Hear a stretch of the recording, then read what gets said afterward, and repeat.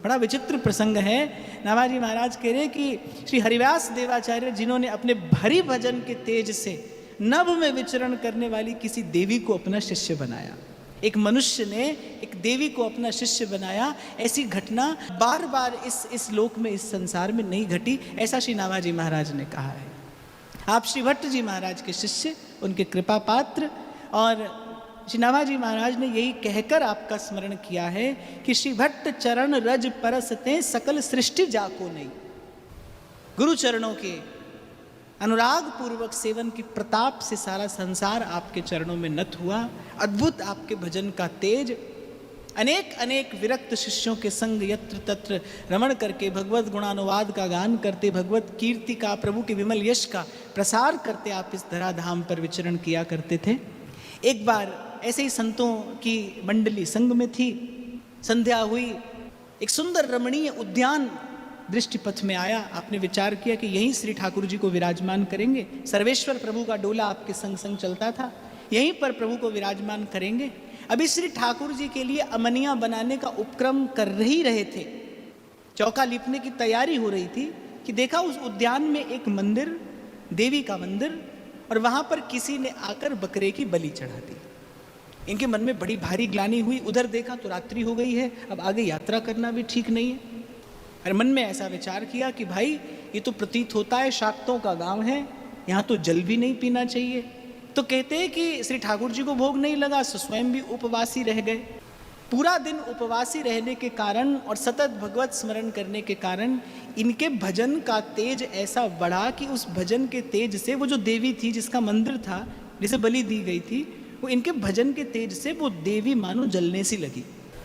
व्याकुल हुई, इनके चरणों के निकट प्रकट हुई, इनको प्रणाम करती हुई कहने लगी कि आप प्रसाद क्यों नहीं पाते, आप भूखे हैं, आप उपवासी हैं, आपके भजन के तेज से मैं जली जा रही हूँ। श्री हरिव्यास देवाचार्य ने देवी की ओर बिना देखे और कहा कि ऐसे स्थान पर तो हम जल पीना भी स्वीकार नहीं कर सकते। जहाँ पर प्राणी मात्र की, जीव मात्र की हिंसा होती हो, ऐसा स्थान क्या साधु संतों के भोजन करने योग्य है? देवी ने कहा कि आप कुछ भी कीजिए, लेकिन आप मुझे इस ताप से मुक्त करिए। मैं आपके भजन तेज से तपी जा रही हूँ, जली जा रही हूँ, मेरी व्याकुलता बढ़ती जा रही है। श्री हरिव्यास देव जी ने मन में विचार किया और कहा कि ठीक है, यदि तुम दीक्षा लेकर वैष्णव हो जाओ और इस समग्र ग्राम निवासियों को यही उपदेश दो कि प्रभु का भजन करें, तभी हम यहाँ पर भोजन बनाकर अपने प्रभु को निवेदन कर सकते हैं और प्रसाद ग्रहण कर सकते हैं।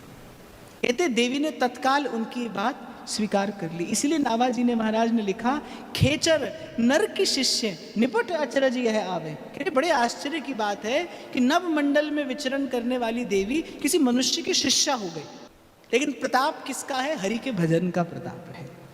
हरिव्यास तेज हरि भजन बल देवी को दीक्षा दी। देवी ने तत्काल उनकी आज्ञा स्वीकार कर ली, वैष्णवी दीक्षा इनसे प्राप्त की, और वो जो ग्राम का, नगर का स्वामी रहा होगा, कहते उसी समय देवी जाकर उसकी छाती पर सवार उसको पटक पटक कर मारे। वो बेचारा व्याकुल कि अरे अभी कल ही तो बलि हुई, अब क्या अपराध हमसे हो गया, अब कल ही तो आपका पेट भरा है, अब क्या अपराध ऐसा हमसे हुआ। अब देवी ने कहा कि उसी उद्यान में संत शिरोमणि श्री हरिव्यास देवाचार्य जी महाराज विराजमान हैं, अब वो मेरे गुरुवर्य हैं, मैं उनकी शिष्या हो गई हूँ, और मेरी तुम सबको आज्ञा है कि जाकर उनसे वैष्णवी दीक्षा ग्रहण करो और नारायण का भजन करो। अब तुम्हारे त्राण का केवल एक यही मात्र उपाय है। अब ग्राम पर तो भाई प्राणों का संकट आ गया, दौड़कर सब ग्रामवासी गए, महाराज के चरणों की धूली मस्तक पर चढ़ाई।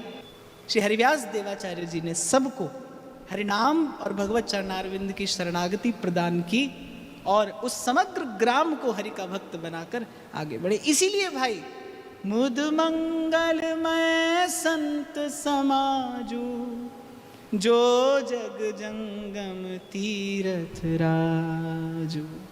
संत चलता फिरता तीर्थ है। जैसे गंगा जिस भूमि का स्पर्श करती है ना, उसे पवित्र भी कर देती है और उपजाऊ भी बना देती है।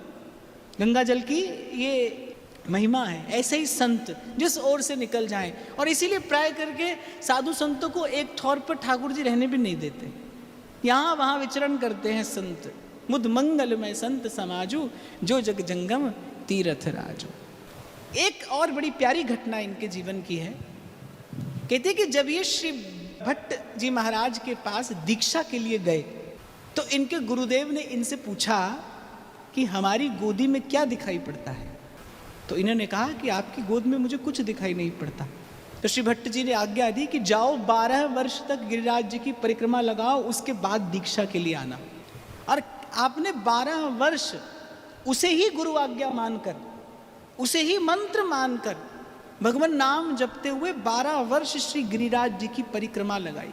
ये घटना मैं आपको इसलिए निवेदन कर रहा हूँ कि वस्तुतः जो दीक्षा है ना, वो तो मन से हो जाती है, फिर तो एक औपचारिकता रह जाती है। दीक्षा तो मन से हो जाती है। कभी कभी जैसे निवेदन पत्र आता है तो उसमें लिखा रहता है कि अब तो बहुत समय हो गया, अब तो आप बस दे ही दीजिए। एक बार तो एक निवेदन पत्र में लिखा था कि हमने अपनी सब बात लिख दी, अब दीक्षा दे दो तो अच्छा है, नहीं तो आपकी इच्छा। बोले दे दो तो बहुत अच्छी बात है, नहीं तो आपकी इच्छा, कहीं और से ले लेंगे, कहीं और से मिल जाएगा। तो जब ये देखता हूँ ना, मुझे बड़ा हास्यास्पद लगता है। दीक्षा कोई ऐसी औपचारिकता थोड़ी है। दीक्षा तो मन से हो ही जाती है, बस जहाँ होती है, जब होती है, बस हो जाती है। फिर औपचारिकता हो या ना हो। जब श्री सेवक जी महाराज ने वृंदावन के रसिकों के मुख से महाप्रभु का सुयश सुना, बस उनकी दीक्षा हो गई। क्या दिया जाता है दीक्षा में? अपना मन ही तो गुरु को दिया जाता है, अपना मन ही तो निवेदन किया जाता है। कर दीजिए, कभी भी कर दीजिए। और व्यास जी तो इस बात को प्रमाणित करते हैं। वो तो कहते हैं कि गुरु के माने शिष्य नहीं, शिष्य माने गुरु होई। गुरु किसी को शिष्य मानता रहे, अपनी इच्छा से मानता ही रहे, कुछ नहीं होगा, कुछ नहीं होगा। शिष्य की कोई उन्नति नहीं होगी। गुरु अपने आप को कितना ही सर्वसमर्थ सिद्ध जानकर और उस पर कृपा रस बरसाता रहे। विचार करो कि मूसलाधार वर्षा होती हो, अब कोई पात्र उल्टा ही रखा हो, मान लीजिए पात्र ही विमुख रखा है, तो उसमें क्या जल रहेगा, क्या रह पाएगा? वो पात्र सूखा का सूखा ही रहेगा। तो वो कह रहे गुरु के माने शिष्य नहीं, शिष्य माने गुरु हुई।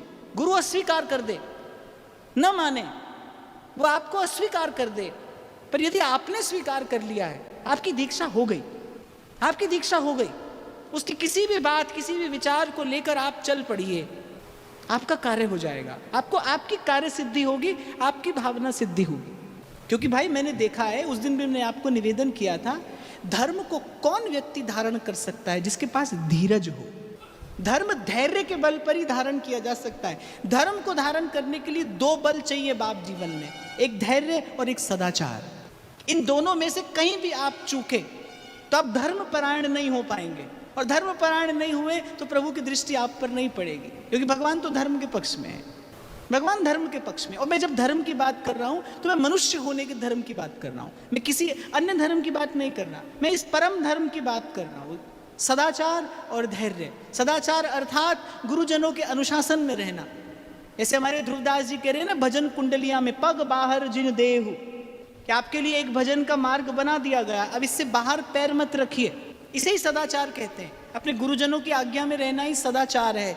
सदाचार और धैर्य, ये 2 बात चाहिए जीवन में धर्म को धारण करने के लिए। श्री भट्ट जी ने कहा, जाइए 12 वर्ष गिरिराज जी की परिक्रमा लगा कर लौटिएगा। शायद श्री भट्ट जी ने भी देख लिया था कि कोई दैवी जीव है। शायद वो जानते थे कि इस अद्भुत आज्ञा का निर्वाह करने में ये समर्थ हैं। और कहते 12 वर्ष श्री गोवर्धन गिरिराज जी की परिक्रमा लगाने के बाद आए श्री भट्ट जी महाराज। उसी प्रकार अपने आसन पर विराजमान, जैसे ही प्रणाम किया, जैसे ही प्रणाम किया, श्री भट्ट जी ने कहा, अब हमारी गोदी में क्या दिखाई पड़ता है? और कहते हैं, आपने कहा, बसो